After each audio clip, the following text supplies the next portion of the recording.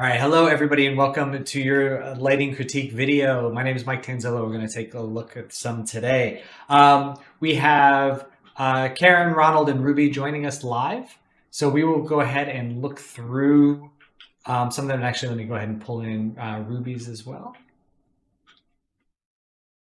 All right, so we're going to take a look. We're going to first start with these, all of the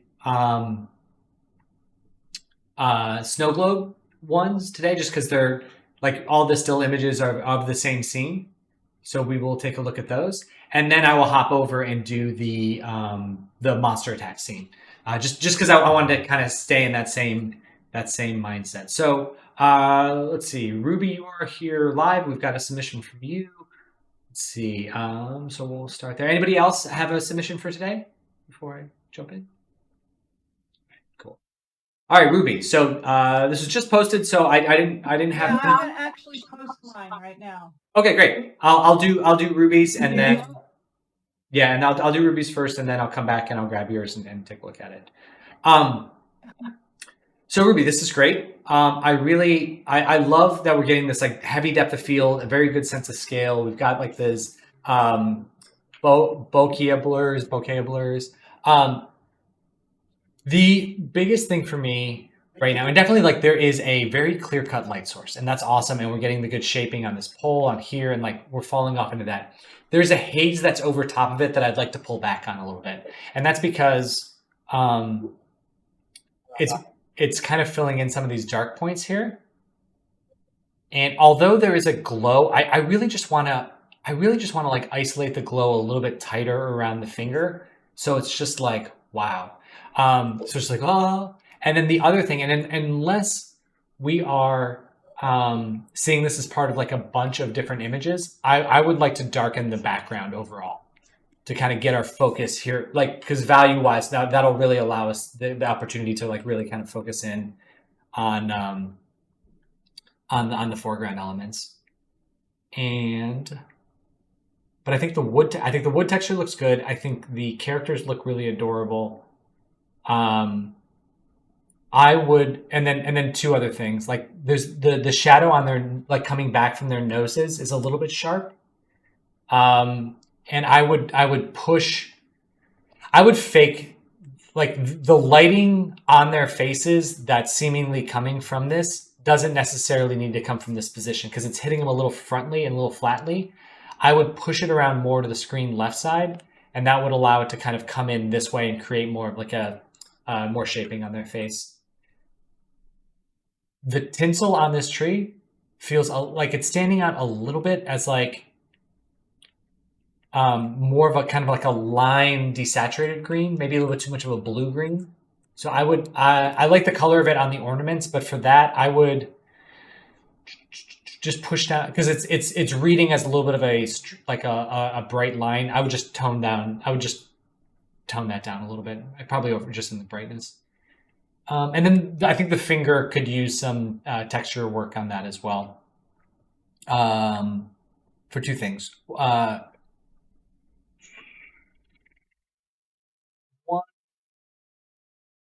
just getting some more detail in the finger itself to make it feel like there's a fingerprint there, if you can. And then,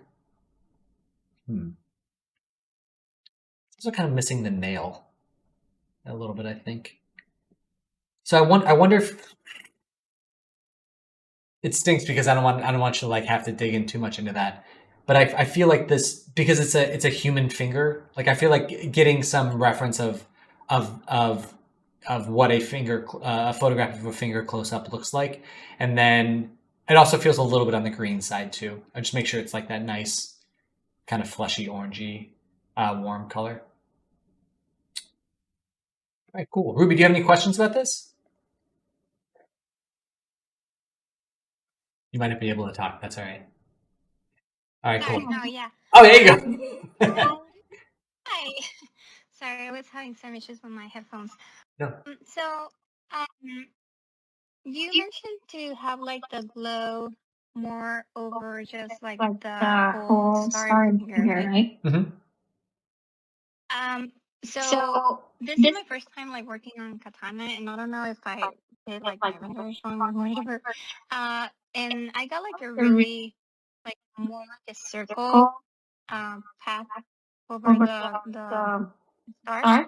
Mhm. So I kind of got like better shaping on the star and the nuke. But I don't know if it's better to have it like as that, like so like It's that it how shows the stars too much, or it should be like more blurred out on I both like too. whenever I do blurs and like glows and stuff like this, I like this. I always do them in Nuke just because you can control them a little bit more. Like you can control how much of the outline. Like I think the amount of outline of us seeing on the stars is really nice.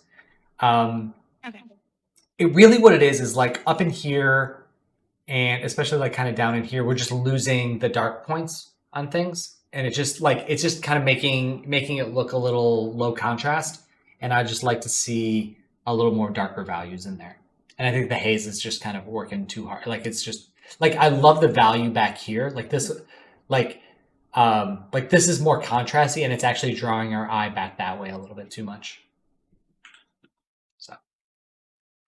Okay. All right. So let's check. Thank you. Yeah, no problem. And Karen, were you able to get your stuff posted? Let's see. Oh, wait, not seeing it here. Yes, I did. All right, cool. Let's see. I'm not seeing it in the work in progress and feedback channel. Is there a different spot? Hold on, let me see if I was rushing. So I might have hold on. Oh wait, no, I got it. You did right. It's just there's like a little update thing that I see. Okay, cool. All right, so we've got the Coraline reference, which great. Love Coraline. Good fall off here. Super bright, mysterious output. Everything in the shot is shaping left to right. There's a little bit of color variation back here. You've got that color variation. Did you? Yeah, that's good. Okay, good. You pulled from that. Great. We got the little monster there. So this is looking pretty good. I like that we're getting like you're definitely picking up on the main main issue. The couple subtlety things. I think the biggest ones are the detail in the shadow. So this shadow is a little bit softer. It's got like a little bit more value in there, and then it kind of fades off into the darkness. This where it feels a little bit more tighter. So I would soften up this shadow and see if you can get some more of that variation in there.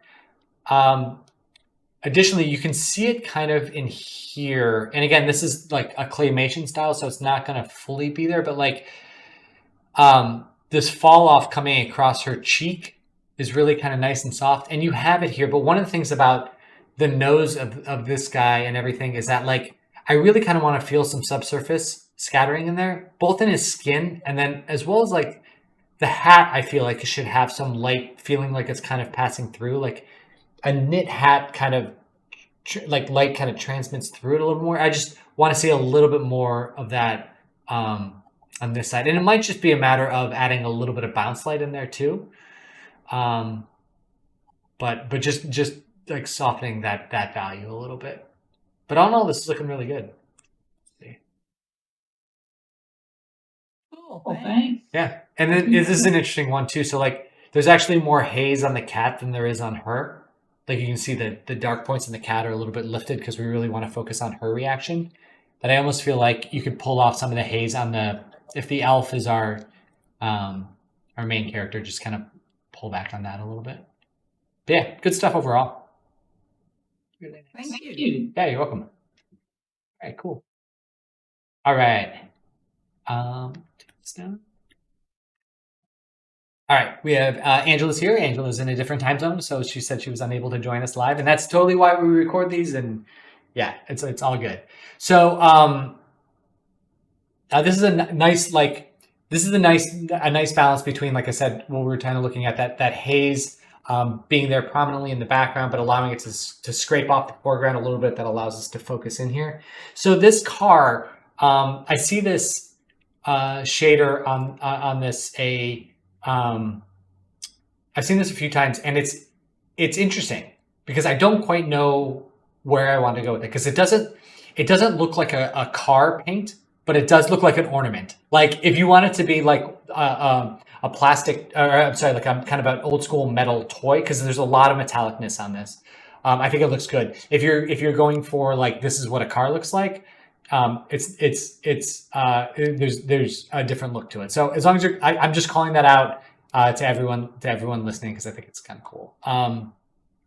Just something to be aware of when you're working with it. Additionally, like I feel like the handles and some of I think the metallicness can come up on that a little bit. That those actually look a little bit dull compared to the rest of it. All right, so you've got some more contrast coming in here. I would love to see this light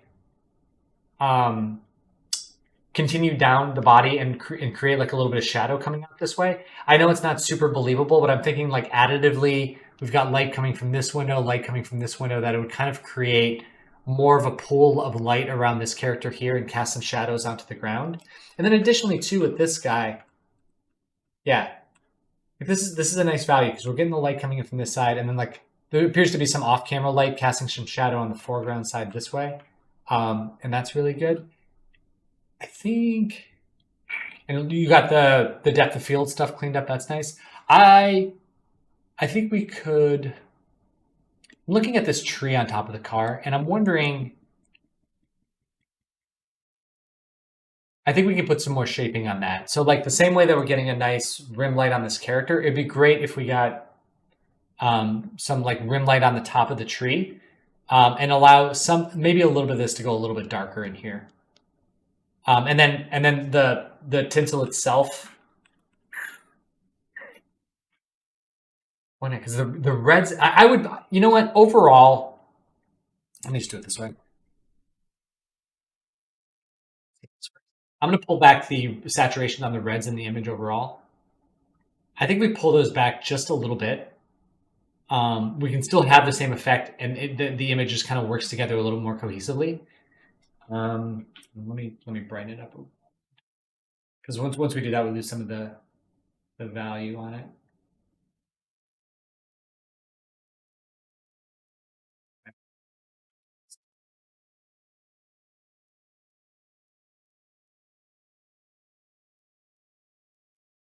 So like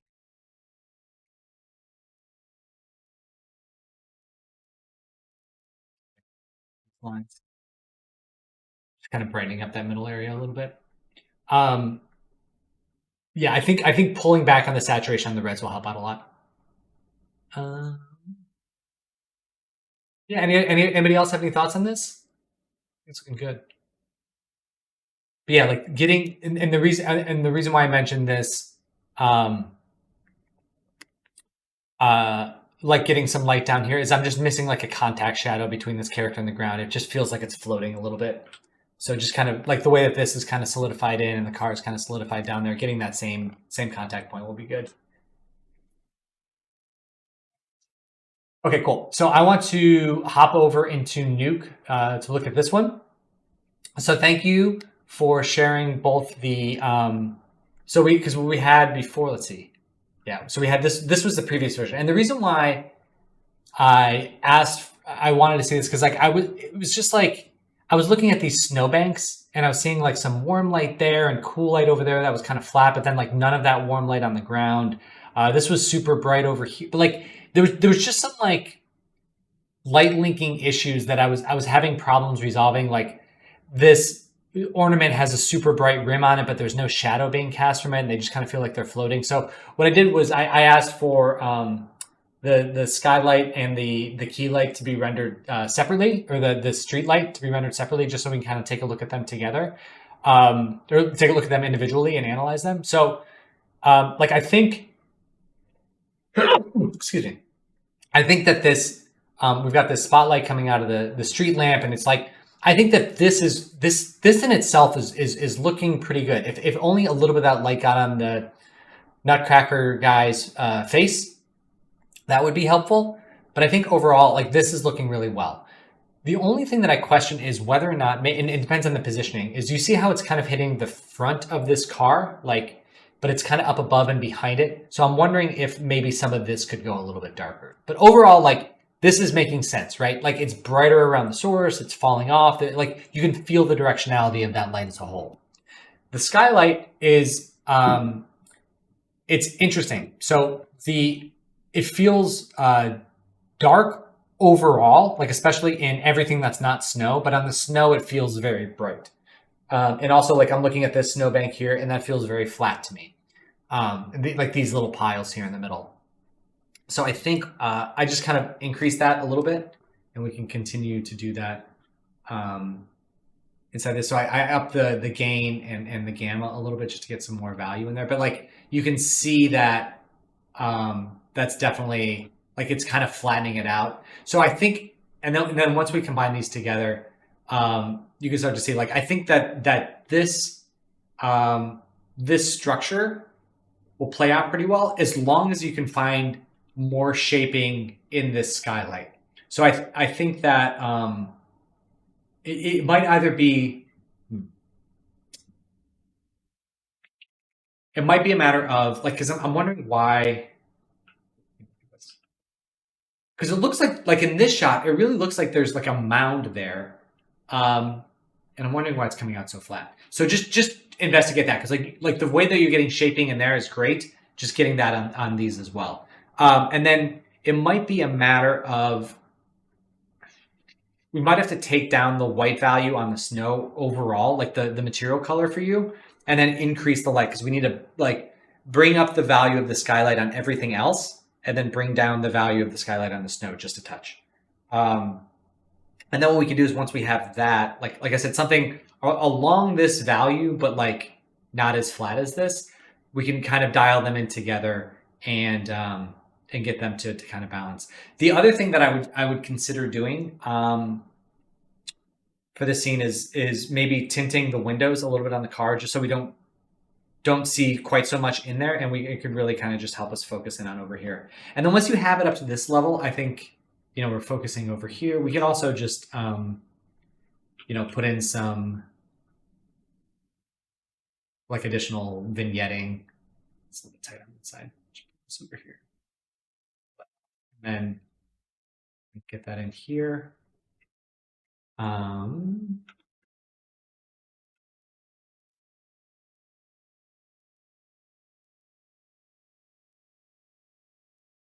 that and then blurring it a bit.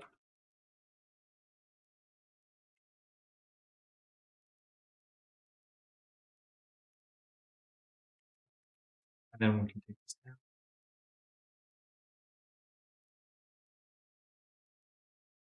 And what I'm doing is kind of keeping the blur, keeping the vignetting, so it's not like, I don't want to vignette the street light itself. Like I want that to be nice and bright. I just kind of want to vignette around. So yeah, that's always a thing with vignetting that you'll see is like, you know, because if I added a vignette on this light, it would just kind of start to gray out and look clamped. So we want to make sure that's nice and bright. All right, cool. And then once we have that in there, we can add in some, like, I think light glows obviously will help a lot, and you can do that in the comp. I'm gonna just grab this is a keyer node that will isolate the brights like that, and then I can let's see. Bring my colors back into this. Take this as a mask of that.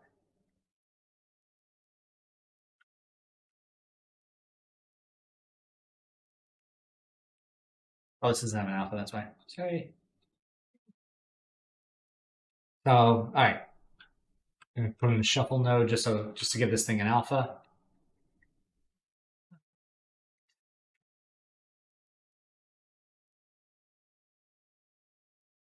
All right, great. So what I did now is I've got this image, I grabbed this alpha channel, and then I'm bringing them together and saying, so basically I'm saying, just bring in the colors in that bright area. Then I can blur those by a few pixels and then screen them back over top of the original image. Or you can plus them or screen them. And this will create that lovely little glow on some of our brighter areas. I use, so just I think I talk about this in the courses, but like, so plussing the images together, you can kind of see it here, will create, like it will just do a straight addition of the pixel values, and the end result is that it's a little bit brighter and blows out more easily. Where screen, if you just watch like the brightest points here as I switch to screen, it takes it down. So what that does is kind of clamps off the super bright values.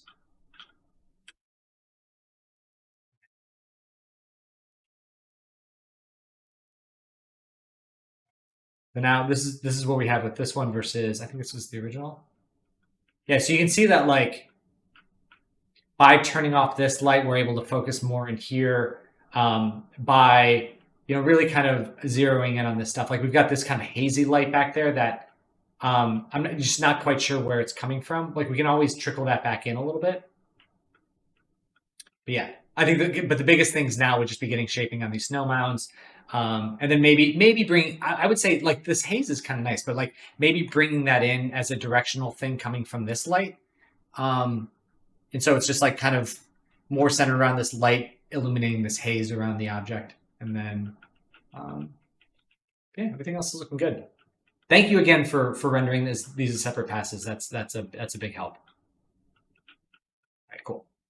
All right, let's take a look at our monster attack. So I'm gonna play this through. So one of the things I didn't, because the amount of camera move on this is a lot. It also is, it doesn't fully feel natural to me. Like, because it feels like it would just be the camera operator just like going back and forth a little bit. Like it's kind of like somebody, like as they're walking, that's kind of like, and I guess that's kind of stomping, but I feel like when the ground shakes, now that I live in California, I felt a couple earthquakes, it kind of goes up and down a little bit more. So I'm wondering if, and like maybe just like reducing the amount of movement, if you have control over that, by about like 50% to just kind of like not quite make it so oscillating. Okay. But in terms of, so a couple things about like desert scenes. So I saw your note about the bricks and everything being mega scans. That's a tough one. So like I totally get that, but just know that those bricks are the only thing in the image that is a scale cue, because like I've never seen this monster before. The scales on the body give some indication of it, but like the size of those bricks is going to throw off the scale of this if you're trying to make this monster feel very, very, very large. The other thing I would say too is that you'll see this a lot in desert scenes, because there is so much dust and sand blowing around all the time. And this was in your reference. Let's go back to your to the image here. So in your reference imagery, there's so much dust and smoke and everything, not smoke, but dust blowing around, that no matter what something's like hero color is, they take on a little bit of the environment color as well, right? So I think that your monster should have a little bit of like pink dust feeling onto it as well. Because it's perfectly clean and like dust free. And I feel like, especially like being in this cave, like the dust would blow in and kind of settle. So I would like to work in a little bit of that color onto the character's skin. Additionally, like these very dark cavernous areas on a bright day in the exterior, like you don't get too many super darks. Like maybe inside this car. I'm cool with it being back in here being super dark, but like I want to see just maybe a little bit of value in those areas, just so they're not like super contrasty and like causing the audience to focus there, because it's doing two things. One, it makes it feel like the world ends there and like there's no other geometry, and the other is that like it is drawing our eye away from the character. So I would try getting a little bit more fill value. Like this is really nice. Like that value right there, I think is really good. Yeah, you've added some dirt down here at the bottom. I think that looks good. I would just push that more towards the pink-red color. But yeah, that really that helps get some vertical variation on here. there appears to be some kind of rim light or something from the. Let's look at the video again.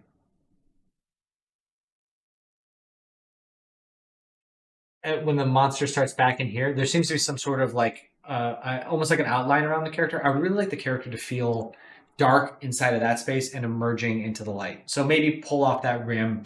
If that's like a separate rim light, just animate the value less and increasing as it comes out.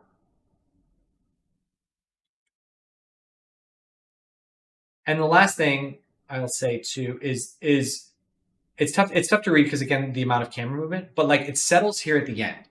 And this is something that working on some dinosaur movies you'll see is that you have to pick what you really want to focus in on here at the end. And so my question is like, do you want the audience focusing in on the mouth? And if that's the case, we should see a little bit more value in there, and then maybe really hit the tongue with like a rim light so that we're centering around there. Maybe even upping the eye value a little bit just so we can see a little bit more into the eye, or maybe it's just more reflection if you want to keep the eye black. But that would be it. Yeah. All in all, I mean, this is a cool shot. And the character looks great. Everything looks great. It's just a matter, like I said, scale, and then integrating some of that dust into the character, and then balancing out making sure that you save your super darks for inside that cave. I have to go in like 2 minutes, but does anybody else have anything they want to add? Are there any questions about what we talked about today?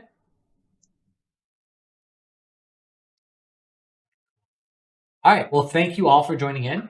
Like I said, we'll post this video to YouTube this afternoon, and or in a little bit, depending what time zone you're in. And I will share that in the Discord server as well. So thank you all for joining in. I have some friends coming in town, so I will be available. I won't be doing an official critique, but if you have questions, post them up, and I'll do a pass through the lighting work in progress and feedback channel if anybody has any quick questions. If not, I will see you all back for another video live critique on Monday. All right, cool. All right.